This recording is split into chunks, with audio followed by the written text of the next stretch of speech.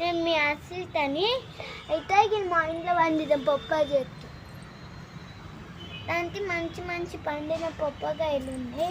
ఇట్లా వండుతానే అక్కడ ఉన్నాయి మొత్తం మేమే తెంపినాం.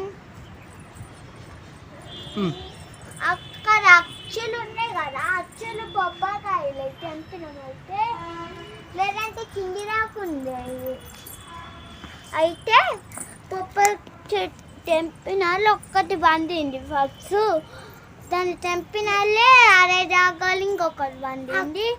దీనికి ఇలాగా అప్ప చేసినాం. దీన్ని ఇట్లా అప్ప చేసినాం.